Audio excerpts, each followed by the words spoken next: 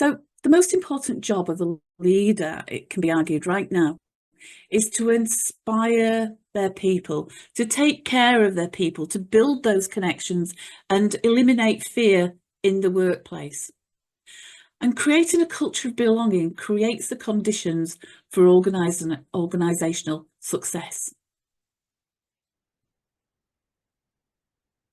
Research actually shows that, putting money to one side, the 4 key things that people want and need from work are to be seen, to be heard, to be valued, and to feel safe. Now, depending on what research you're looking at, there's lots of different terminology that's used for it, such as positive work environments, recognition, appreciation, meaningful work, growth, development, work-life balance.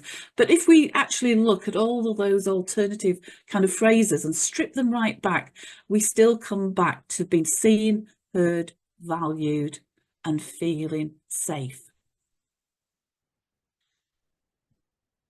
So if we just look at some of the kind of the science, as far back as 1943, social psychologist Abraham Maslow, I'm sure most people have heard of the hierarchy of needs, which was part of his theory of human motivation. And whilst, yes, there are some weaknesses in his theory, one thing that Maslow's theory has in common with some of the latest neuroscience findings is that importance of social belonging. Maslow places the need for belonging as a core human need. Feeling connected to colleagues and having that sense of community at work contributes to that core need. From a neuroscience perspective, like all mammals, we have a need to connect socially. We pick up on what other people are thinking and how they're responding to us through those subtle cues or tells. But as humans, we've actually taken this to a much further level than that. And our social skills now represent some of the most sophisticated adaptations of the human brain. We've got a deep awareness of self and others. We look out for people who may be a threat to us. We feel a strong sense of injustice. We can experience the grief of loss, which in the workplace could be the loss that we feel when there's a significant change. So leaders nowadays need to bear in mind that inherent social motivation and the human need to belong and connected just as much as they would any other employee income, for example, wages, etc.